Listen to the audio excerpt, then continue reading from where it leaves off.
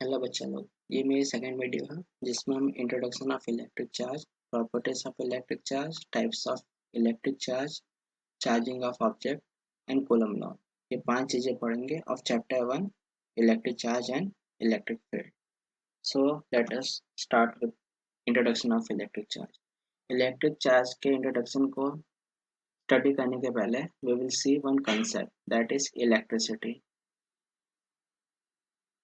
सो electricity हम grade 10 में standard 10 में स्टडी किया हुआ है।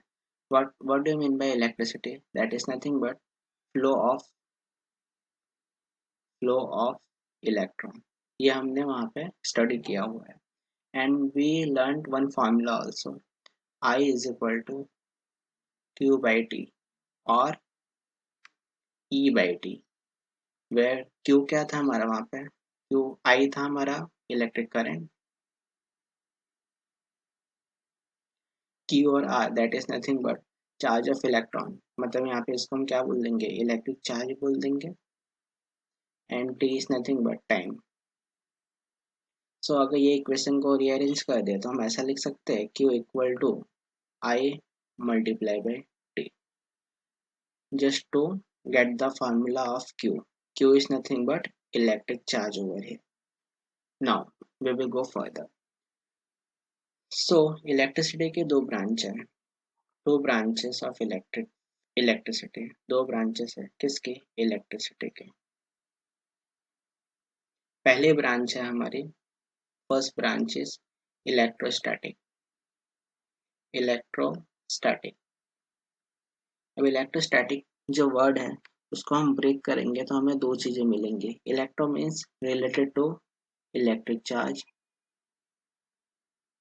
ठीक है, and static means at rest. So electrostatic वो ब्रांच है फिजिक्स की जो डील करती है जब इलेक्ट्रिक चार्ज कैसे होते हैं? रेस्ट पे होते हैं। Electric charges at rest, simple. Second branch है इलेक्ट्रिसिटी की, दैट इज करंट इलेक्ट्रिसिटी।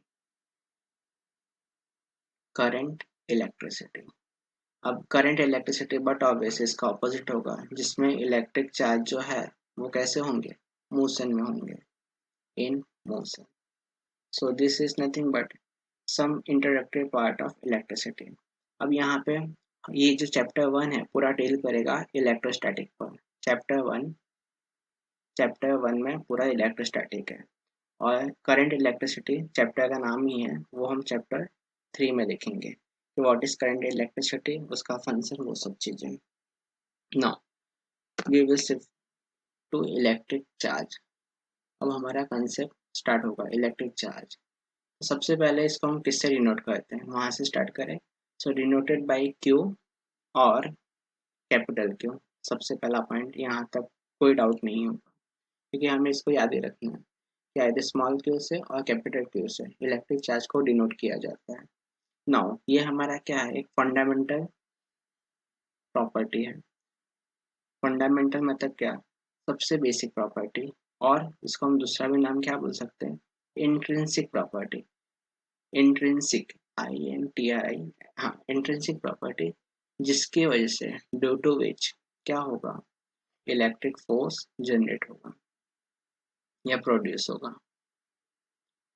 सो जब भी दो इलेक्ट्रिक चार्ज नियर बाय में आएंगे तो there is some type of force induced due to that electric charge, that is called electric charge. और एक फंडामेंटल है, जैसे मास, जस्ट लाइक, एनालॉजी है, समझना इम्पोर्टेंट है तो कंपैरिजन अच्छा होगा।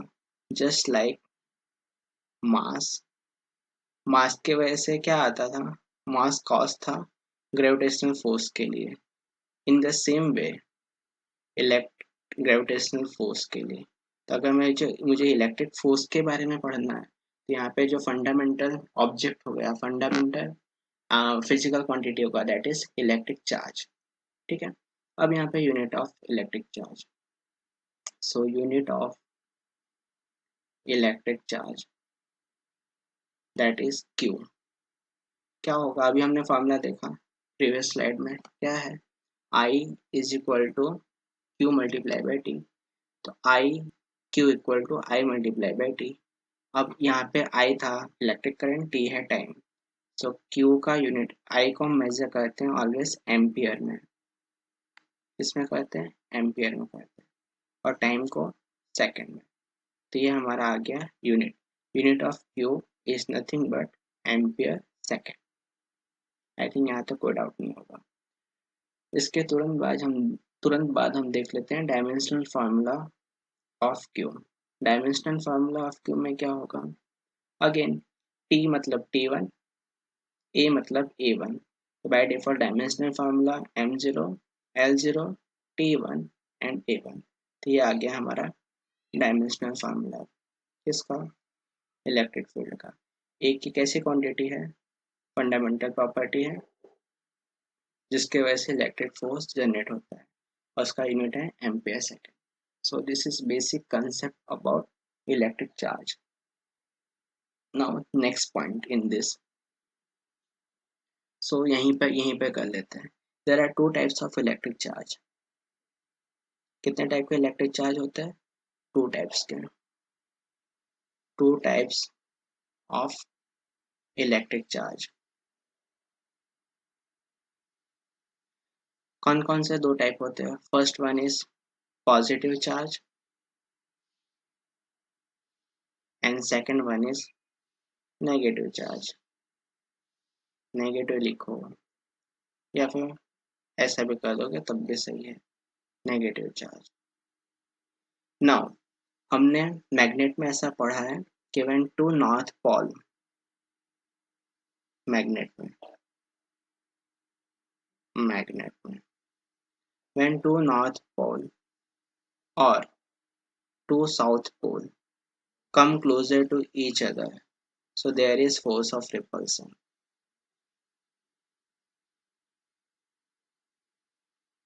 In the same way, when one north pole and one south pole come closer to each other, then force of attraction is there. In the same way, in the same way में when two positive charge come close to each other or when two negative charge come close to each other, then force of repulsion over there. But one positive and one negative, तो यहाँ पे क्या आएगा? यहाँ पे होगा force of attraction. Force of attraction.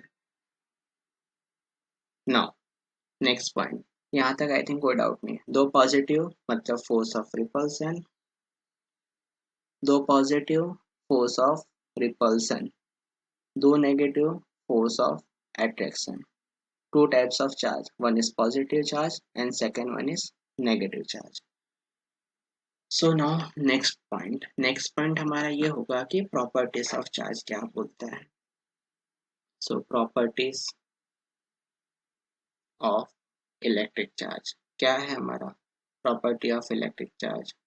So first property ऐसा बोलता है, first property कि charge is neither be created, ना charge create होता है, charge is neither be created not destroyed, ना destroy होगा, जस्ट ट्रांसफर हो जाएगा, ट्रांसफर होगा from one object to another, from one object to another object. So this is nothing but property number 1। इसको हम समझते हैं कि सपोज यहाँ पर एक बॉक्स है जिसका टोटल चार्ज है 5 इलेक्ट्रॉन, दूसरा भी बॉक्स है जिसका टोटल चार्ज है 5 इलेक्ट्रॉन। दोनों का जो फाइनल आउटपुट होगा summation of all charges with in this box is 5 electron. मतलब दोनों सेम है, तो हम ऐसा बोल सकते हैं ये बॉक्स में जितने चार्ज है इक्वल टू ये बॉक्स के चार्जेस। तो अब यहाँ पे हम कोई भी 3 रैंडम वैल्यू लेते हैं जिसका आउटकम आता है 5 इलेक्ट्रॉन। तो यहाँ पे एक ले लेंगे 8 इलेक्ट्रॉन, दूसरा ले लेते हैं -3 इलेक्ट्रॉन, ठीक है। और यहाँ पे हाँ -3 इलेक्ट्रॉन, और यहाँ पे ले लेते हैं 0 इलेक्ट्रॉन, जस्ट फॉर अंडरस्टैंडिंग, कोई भी इलेक्ट्रॉन नहीं है, या फिर कुछ भी मतलब 2 ही रखो। और यहाँ पे एक है आपके पास 3 इलेक्ट्रॉन, ठीक है। दूसरा हमें नहीं पता, दूसरा क्या है वो हमें नहीं पता, बट ये हमें पता है कि टोटल आउटकम क्या है, ट्रांसफर टोटल इलेक्ट्रॉन, ये बॉक्स का 5 इलेक्ट्रॉन है, ये बॉक्स का 5 इलेक्ट्रॉन है। अगर इन दोनों को हम कंपेयर करेंगे तो ऐसा लिख सकते हैं 8 electron -3 electron is equal to 3 electron plus हमारा जो x है, ये x को मैंने नाम दे दिया है x। सो 8 - 3 मतलब 5 electron is equal to 3 electron is equal to x, sorry plus x। तो x की वैल्यू हो जाएगी 5 - 3, तो 2 इलेक्ट्रॉन। तो ये जो हमारा बॉक्स जो अननोन इलेक्ट्रॉन था वो हमारा क्या है, 2 इलेक्ट्रॉन है। और 2 + 3 कितना हो जाएगा 5। यहाँ पे चार्ज ना क्रिएट हुआ ना डिस्ट्रॉय हुआ, खाली 5 इलेक्ट्रॉन को हमने डिफरेंट डिफरेंट वे में स्प्लिट किया है। यहाँ पे 5 इलेक्ट्रॉन को स्प्लिट किया गया है 8 - 3 के फॉर्म में, यहाँ पे सेम 5 इलेक्ट्रॉन को स्प्लिट किया गया है 3 + 2 के फॉर्म में। तो यहाँ पे ना चार्ज क्रिएट हो रहा है ना डिस्ट्रॉय हो रहा है, खाली ट्रांसफर हो रहा है, ट्रांसफर ऑफ वैल्यूज, ऐसा भी हम बोल सकते हैं। दूसरे तरीके से भी समझते हैं कि कंजर्वेशन ऑफ चार्ज क्या होता है। So conservation of electric charge, conservation of electric charge. So conservation of electric charge में मैं यहाँ पे एक क्यूब कंसिडर करूंगा, क्यूब है, और हमारा एक क्यूब कैसा है, इलेक्ट्रिकली आइसोलेटेड क्यूब है। क्यूब कैसा है, इलेक्ट्रिकली आइसोलेटेड है, मतलब आउटर के कोई भी चार्जेस से ये अंदर में जो भी चार्जेस होगा उसको ऊपर कोई इफेक्ट आने वाला है नहीं। देयर इज वन होल, यहाँ से मैंने एक फोटोन का वेव, फोटोन लाइट पास किया, जो कैसा है, मासलेस है और यूनिटलेस है, ठीक है। यहाँ पे आया, अंदर आने के बाद ये ऑब्जेक्ट कैसा है, इलेक्ट्रिकली आइसोलेटेड है, इलेक्ट्रिकली आइसोलेटेड। तो इलेक्ट्रिकली आइसोलेटेड मतलब क्या, ये जो ऑब्जेक्ट अंदर गया है जैसा गया है वैसा ही बाहर आएगा। अंदर जाके सपोज ये फोटोन पार्टिकल है वो स्प्लिट हुआ तो यहाँ पे 2 पार्टिकल फॉर्म होगा, एक E-, एक E+। बट जब वो फिर से वापस आएगा तो वो कौन से फॉर्म में होगा, फोटोन के फॉर्म में होगा, अगर कंबाइन होकर वापस आएगा। मतलब इलेक्ट्रिकली आइसोलेटेड का मतलब क्या, कि यहाँ पे जो भी चार्जेस अंदर था स्प्लिट हुआ, फिर समेशन होगा E+E-, अगेन वो 0 बन के, जो हमारा फोटोन की लाइट अगर हम उसको बाहर लेते हैं सेकेंड हैंड से, दैट विल रिमेन सेम। तो यहाँ पे ये हो गया कि चार्ज नाइदर बी क्रिएटेड, वही वही बात हो गई कि ना चार्ज क्रिएट हो रहा है ना डिस्ट्रॉय हो रहा है, it remain constant through out the system. वो हमारा कंजर्वेशन ऑफ इलेक्ट्रिक चार्ज, ये फर्स्ट प्रॉपर्टी है। अब यहाँ पे हमें ये समझना है कि हमारा E+ क्या है, E+ is nothing but positron, और E- हमारा क्या है, इलेक्ट्रॉन। दोनों के वैल्यू, ये E+ और E- दोनों का जो मास होगा, same mass, same value, but charge wise कैसे होंगे, ऑपोजिट होंगे। इन दोनों का समेशन करेंगे, E++E- is always 0। So mass of proton, यहाँ पे mass of electron is equal to mass of E+ positron, ठीक है। That is nothing but 9.31 multiply by 10⁻⁻31 kg, ठीक है। इसी के साथ हम मास ऑफ प्रोटॉन भी देख लेते हैं। मास ऑफ प्रोटॉन होता है 1.67 मल्टीप्लाई बाय 10⁻⁻27 kg। ये खाली आपके अंडरस्टैंडिंग के लिए नया डेटा है, इस यहाँ पे इसका कोई यूज नहीं है। देन यहाँ पे चार्ज ऑफ इलेक्ट्रॉन, तो इलेक्ट्रॉन की वैल्यू जो है वो ऑलवेज क्या होती है, 1.6 multiply bye -1.6 multiply bye 10⁻⁻19 coulomb values, ठीक है। और E+ का क्या होगा, E+ की बात करें तो +1.6, multiply by 10 to the power minus 19 coulomb. तो ये नेगेटिव, ये पॉजिटिव, सो फाइनल समेशन क्या होगा अगर दोनों को ऐड करेंगे, that will be always zero. Addition, summation of electron and proton in isolated system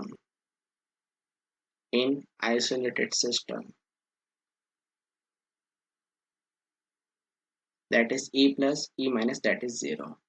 clear. तो ये हमारा हो गया कंजर्वेशन ऑफ इलेक्ट्रिक चार्ज।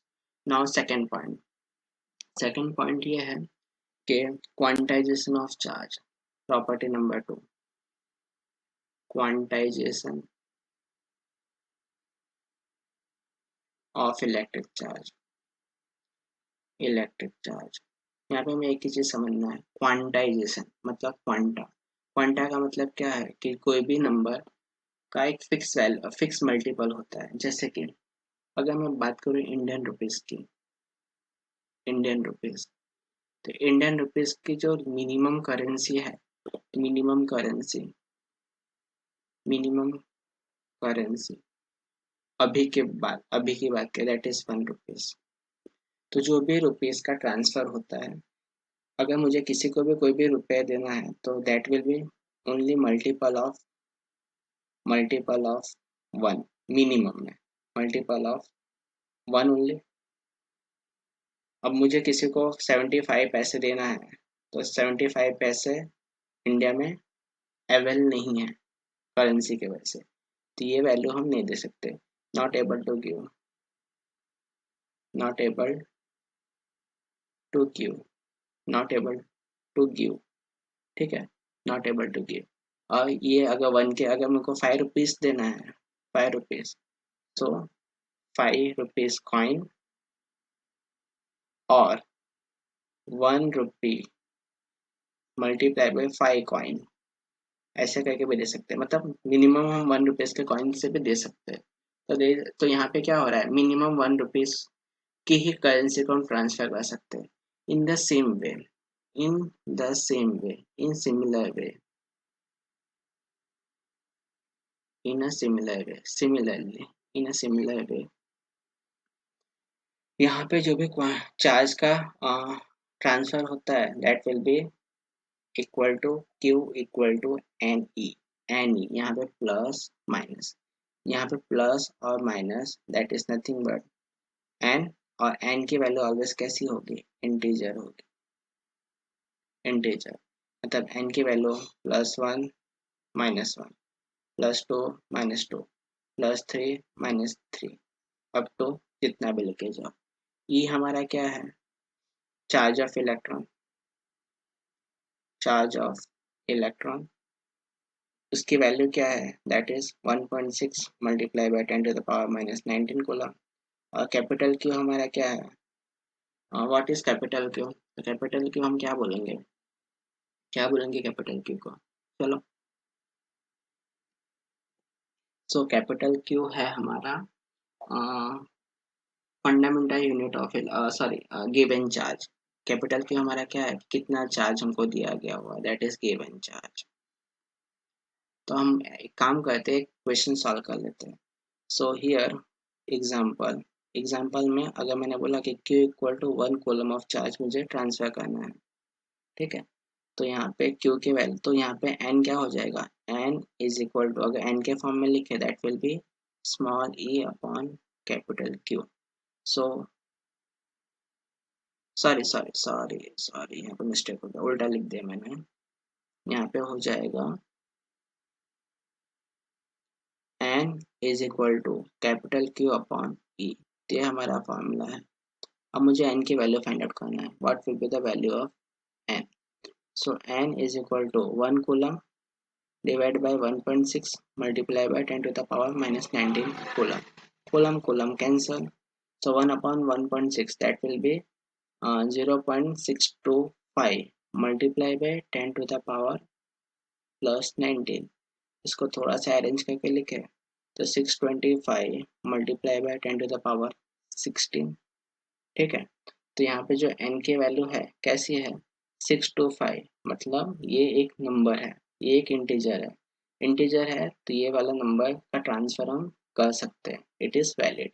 हम बाद में देखेंगे कि अगर n की वैल्यू 1.5 आती है तो इट इज़ नॉट एप्लीकेबल। अगर यहाँ पे यही वैल्यू n.5 होती और n इक्वल टू 1.3 होती that is not applicable. But n की वैल्यू ऑलवेज अगर 5 होगी तो एप्लीकेबल होगी, n की वैल्यू 7.1 होगी नॉट एप्लीकेबल, n की वैल्यू 3 होगी तो एप्लीकेबल। मतलब यहाँ पे हम कौन से नंबर को एप्लीकेबल गिन रहे हैं, 5 हो गया, 7 हो गया, इंटीजर्स नंबर कंसिडर कर रहे हैं। ठीक है। और क्वांटाइजेशन, ये हमारा क्वांटाइजेशन ऑफ इलेक्ट्रिक चार्ज है, मतलब this is property number 2 of electric charge. फिर यहाँ पे एक चीज और आई सामने, एज पर मॉडर्न रिसर्च। तो as per modern research, as per modern research ऐसा सामने आया, जो हमारा प्रोटॉन है और न्यूट्रॉन है, प्रोटॉन एंड न्यूट्रॉन, जिसको हम क्या बोलते हैं, न्यूक्लियॉन भी बोलते हैं, जो न्यूक्लियस के अंदर होता है, न्यूक्लियॉन। ऐसा सपोज किया जाता है कि as per modern research proton and neutron are made up of, believed, पहले ऐसा लिखो, believed that it is made up of, made up of किससे बना हुआ है, चलो बताओ, made up of quarks. Quarks एक ऐसा क्वांटिटी है जो इलेक्ट्रॉन से भी छोटा है, सब एटॉमिक पार्टिकल है, दिस इज सब एटॉमिक पार्टिकल, ऐसा मॉडर्न रिसर्च बोलता है। सो प्रोटॉन, तो अब प्रोटॉन कैसे बनेगा, ये क्वार्क्स के, तो यहाँ पे पहले ये समझ लो, there are two types of quarks. दो टाइप के क्वार्क्स होते हैं, एक होता है अप क्वार्क, दूसरा होता है down quark. Up quark, down quark, इसको कैपिटल यू से डिनोट करते हैं, इसको स्मॉल डी से करते हैं। सो अप क्वार्क की वैल्यू होती है दैट इज +2/3 इलेक्ट्रॉन, और डाउन क्वार्क की वैल्यू होती है -1/3 इलेक्ट्रॉन। सो अगर मुझे, जैसे एज पर मॉडर्न मतलब रिसर्च के हिसाब से प्रोटॉन है जो, वो बनता है made up of 2 up quark and 1 down quark. तो अगर इसको मैं शॉर्ट फॉर्म में लिखूँ तो ऐसा लिख सकता हूँ, UUD। और न्यूट्रॉन जो है हमारा, neutron is prepare from 1 up quark and 2 down quark.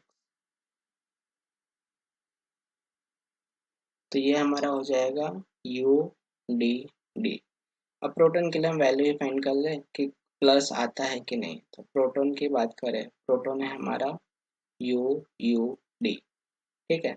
तो UUD है तो +2/3 इलेक्ट्रॉन, वैल्यू सब्स्टिट्यूट कर दो, +2/3 इलेक्ट्रॉन -1/3 इलेक्ट्रॉन, ठीक है।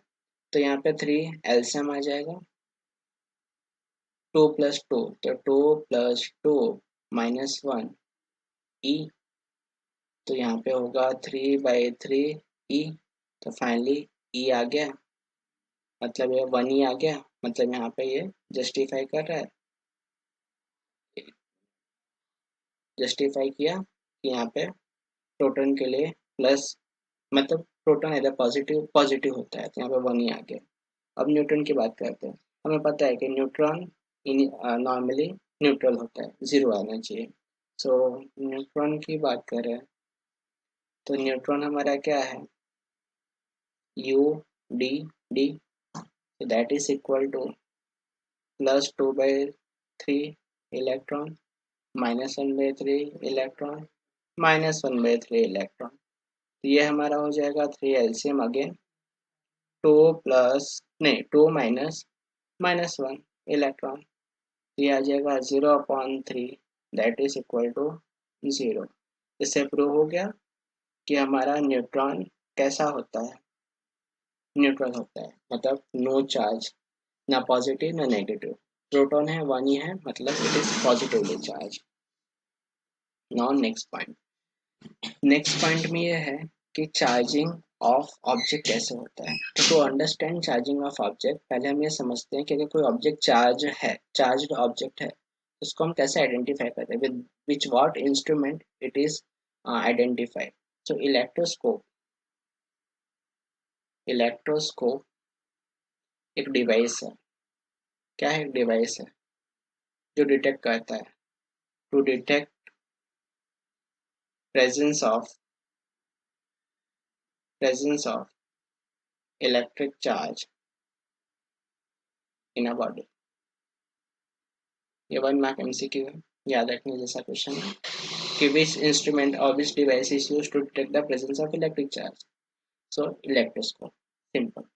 अब चार्जिंग कैसे होता है? तो 3 टाइप्स होते हैं। Charging of object charging of object take place by 3 types. पहला होता है फ्रिक्शन, सेकंड होता है, यहाँ पे ऐसा भी लिख सकते हो, चार्जिंग बाय फ्रिक्शन, यहाँ पे charging by conduction, and third होता है charging by induction charging by induction. ये तो हमने बचपन में भी देखा है कि जब हम एक कॉम होता है, ये कॉम है हमारा, जब कॉम को रब करते हैं हेयर से, और फिर एक पीस ऑफ पेपर है तो ये पेपर अट्रैक्ट होता है।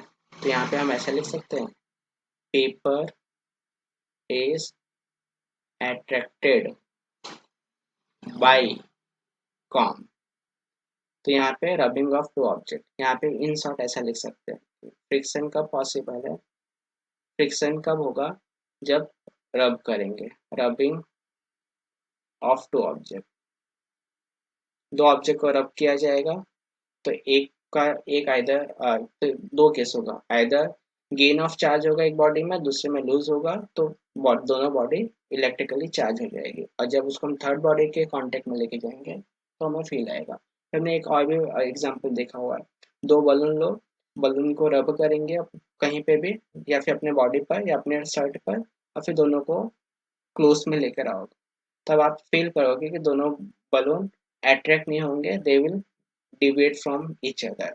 इट मीन्स व्हाट कि आइदर दोनों में नेगेटिव चार्ज आ गया है और आइदर पॉजिटिव चार्ज आ गया है।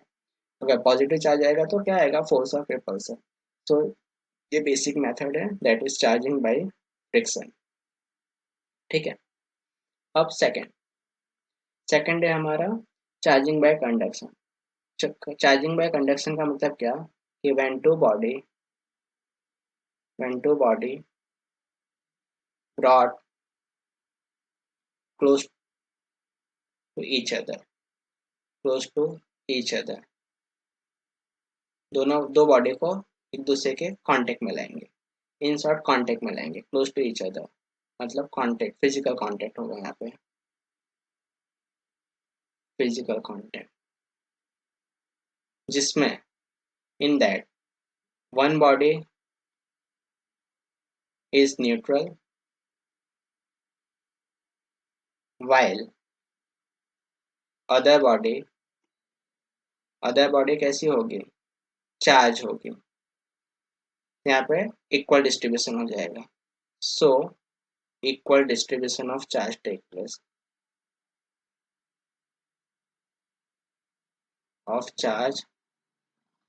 प्लेस। यहाँ पे no physical contact, no physical contact, no physical contact, physical contact के बिना बॉडी को चार्ज करना, that is the method called induction. चलो देख लेते हैं। तो यहाँ पे सिंपल सा एग्जांपल है, पहले कंडक्शन का समझते हैं। कंडक्शन में क्या है, एक स्फीयर चार्ज्ड है, having same mass and same volume with same material. और एक में क्या है, एक न्यूट्रल है, ये चार्ज स्फीयर है, चार्ज चार्ज स्फीयर। और ये हमारा नॉर्मल स्फीयर है, मतलब न्यूट्रल स्फीयर है, न्यूट्रल स्फीयर। और दोनों स्फीयर कैसे हैं, both sphere are identical, both sphere is identical. तो यहाँ पे number of proton is equal to number of electron. But ये केस वन था, बट इन दोनों को क्या करेंगे, फिजिकल कांटेक्ट में लाएंगे, brought in physical contact with each other, brought in physical contact.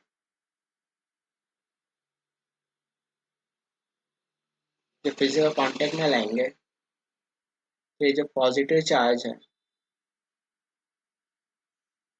Plus plus plus plus plus plus plus plus plus plus plus minus minus minus, तो यहाँ से जो पॉजिटिव, फोर पॉजिटिव चार्ज है, यहाँ पे equal distribution हो जाएगा, equal distribution होगा ऑफ पॉजिटिव चार्ज। और जब सेपरेट करोगे, तो यहाँ पे जब सेपरेट होगा, तो यहाँ पे दो चार्ज बचेगा, और यहाँ पे पॉजिटिव के पहले तीन थे, 1 2 3 4 5, 1 2 3, इक्वल डिस्ट्रीब्यूशन हो गया, इक्वल डिस्ट्रीब्यूशन हो गया। तो यहाँ पे 4 से 2 हो गया, तो दिस मेथड इज कॉल्ड, ये method of charging of another object क्या होता है, कंडक्शन होता है। so this is the another method of charging body, that is called conduction. Now induction, charging by induction, charging by induction। तो यहाँ पे no physical contact, no physical contact, और physical contact नहीं है, contact, sorry contact.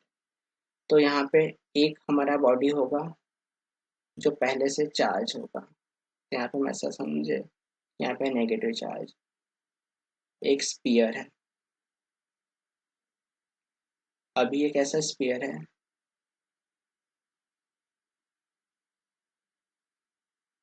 this sphere is neutral right now, case 1, this is negatively charged, negative charge body। ब्रॉड करेंगे, case 2 में क्या करेंगे, केस 2 में ब्रॉड करेंगे, ब्रॉड ग्लास रॉड, और ब्रिंग, ब्रिंग लिखो,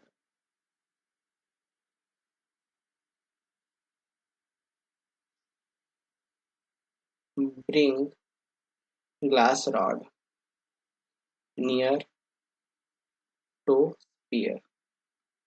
तो व्हाट विल हैपन, ये नेगेटिव है, यहाँ पे जितने भी नेगेटिव चार्ज होंगे वो रिपल्सन के वजह से दूसरे साइड पे चले जाएंगे, और जितने पॉजिटिव चार्ज होंगे ड्यू टू नेगेटिव चार्ज सब एक जगह एक्यूमुलेट हो जाएंगे। तो केस 2 में सिनेरियो कुछ ऐसा होगा, ये माइनस माइनस माइनस जब एकदम पास में आ गया, तो all positive charge reside at the corner, और some negative charge other end पे चले जाएंगे due to force of attraction and force of repulsion की वजह से। फिर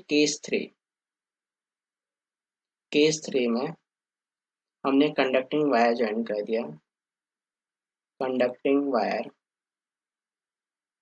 अटैच विथ स्पीयर।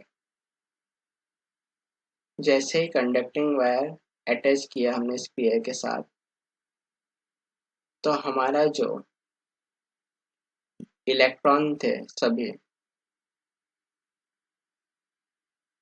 जो इलेक्ट्रॉन थे अर्थिंग के थ्रू, अर्थिंग के थ्रू यहाँ से क्या हो जाएंगे, अर्थ में चले जाएंगे। तो कुछ सिनेरियो ऐसा हो जाएगा केस 4 में, केस 4 माइनस माइनस माइनस, यहाँ पे स्पीयर है, प्लस प्लस प्लस, और यहाँ पे ये वायर है, और केस 4 में हमने रिमूव कर दिया, रिमूव द अर्थिंग वायर। और केस 5 में यहाँ से फिर हमने क्या किया, ग्लास रॉड को रिमूव कर दिया, मतलब सेपरेट कर दिया। Take glass rod, take glass rod away from sphere. जैसे ही हमने अवे कर दिया, मतलब स्पीयर से हटा दिया, तो ये जो पॉजिटिव चार्ज था वो क्या हो जाएगा, इक्वली डिस्ट्रीब्यूट हो गया, इक्वली डिस्ट्रीब्यूट ऑफ व्हाट, किसका हुआ इक्वली डिस्ट्रीब्यूट, पॉजिटिव चार्ज का। So this method is called induction, जिसमें हमने बॉडी को कांटेक्ट में बिना कांटेक्ट में लाए हमने बॉडी को, सेकंड बॉडी को चार्ज किया। So that method of charging is called induction. Now coulomb law, last topic for today, Coulomb's law. So Coulomb's law के लिए एक पहले एनालॉजी समझ लेते हैं। यहाँ पे एनालॉजी ये है कि अगर मैं ग्रेविटेशनल फोर्स की बात करूँ, ग्रेविटेशनल फोर्स, तो ग्रेविटेशनल फोर्स किसके वजह से आता है, ये हमें पता है, caused, caused due to mass, mass of an object. तो दो ऑब्जेक्ट है m1 m2, जिसके बीच में डिस्टेंस है r। तो हमने कुछ ऐसा डिराइव किया था, g m1 m2 upon r square, ठीक है। In the same way Coulomb's law, जो जो रोल मास का था ग्रेविटेशनल फोर्स में, सेम यहाँ पे कूलम्स लॉ में किसका रोल होगा, इलेक्ट्रिक चार्ज का रोल होगा, इलेक्ट्रिक चार्ज का रोल होगा। अब यहाँ पे हम कंसिडर करेंगे two electric charge Q1 and Q2 placed at r distance apart। तो जैसे यहाँ पे force is directly proportional to product of their masses, in the same way यहाँ पे जो फोर्स आएगा वो डायरेक्टली प्रोपोर्शनल होगा प्रोडक्ट ऑफ देयर चार्जेस, और inversely proportional to the square of the distance between them. दोनों को कंबाइन करेंगे तो क्या हो जाएगा, F is directly proportional to Q1 Q2 upon R square. I think यहाँ तक किसी को कोई डाउट नहीं होगा। अब ये प्रोपोर्शनलिटी है, इसको रिमूव करना है, तो एक कांस्टेंट आएगा that is called as K, small K, Q1 Q2 upon R square, where k is proportionality constant, जिसको वहां पे हमने क्या नाम दिया था, ग्रेविटेशनल कांस्टेंट ना, और इसको दूसरा नाम क्या होगा, that is called as Coulomb constant, Coulomb constant या Coulomb constant, simple. I think यहाँ तक कोई डाउट नहीं होगा। तो F is equal to K Q1 Q2 upon R square, तो ये force due to electric field. अब यहाँ पे क्या होगा, एक बात समझने जैसा है कि जैसे यहाँ पे फोर्स वेक्टर क्वांटिटी है, तो F12 लिखता हूँ मैं, force on Q1 due to Q2, ये हो जाएगा F12 vector, and force on Q2 due to Q1 that is F21 vector. So both force are equal in magnitude. यहाँ पे अगर हम देखें तो दोनों फोर्स कैसे हैं, F21 vector is equal to minus F12 vector, means both force are, दोनों फोर्स कैसे हैं, इक्वल इन मैग्नीट्यूड।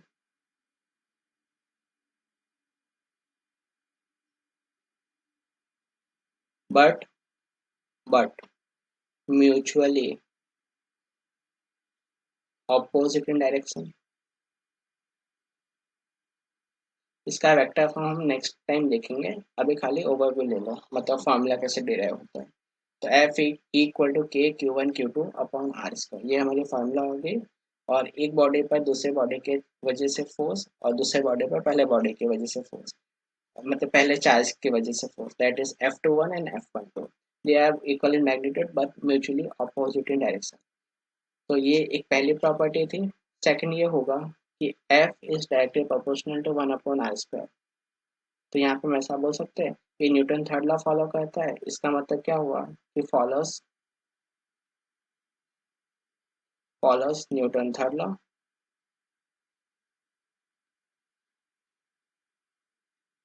और 1/r²।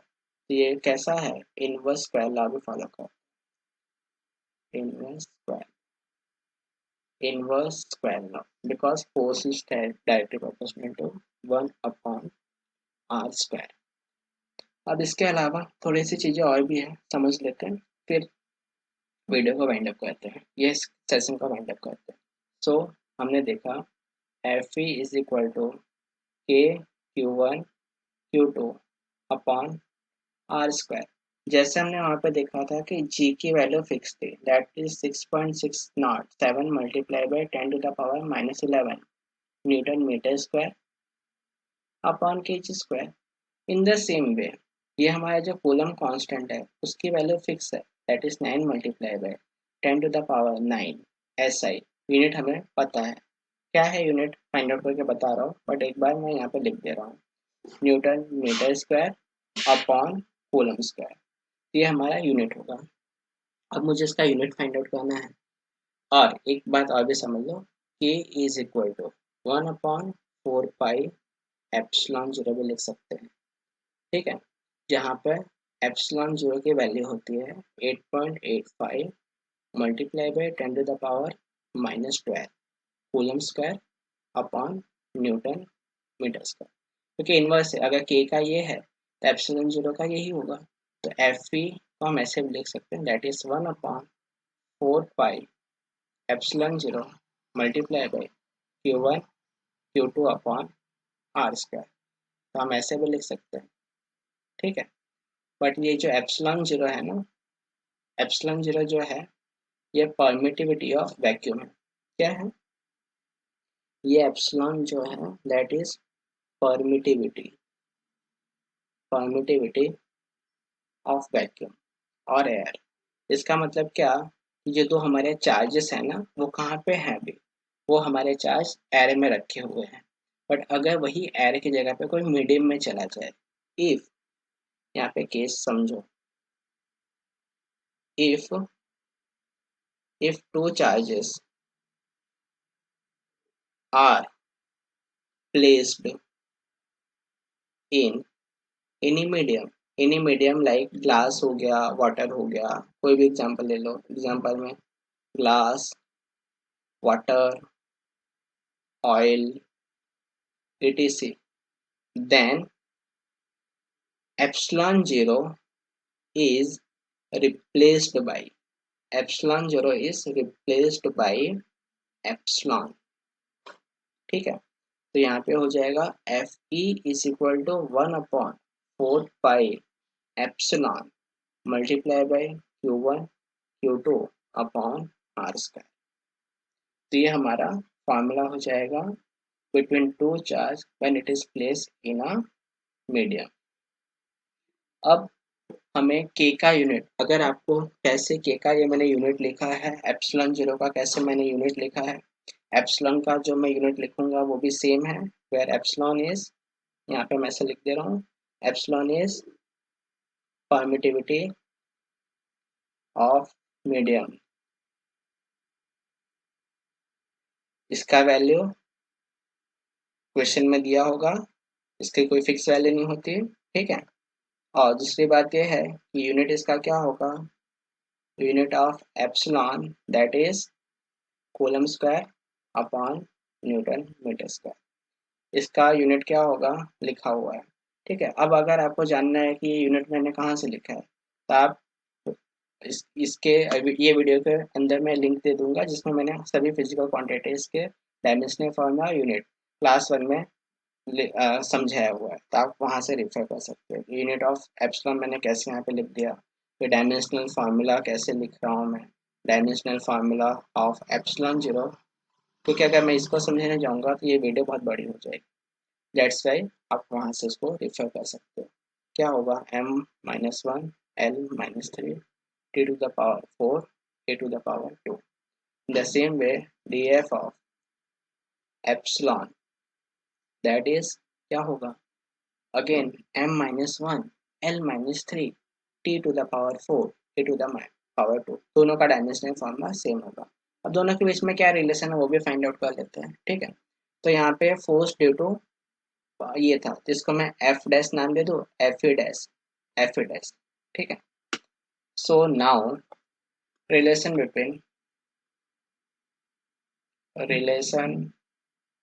Between epsilon and epsilon zero. तो हमारा फोर्स, तो यहाँ पे इन दोनों का जब मैं रेशियो लूंगा, ratio of permittivity of medium upon permittivity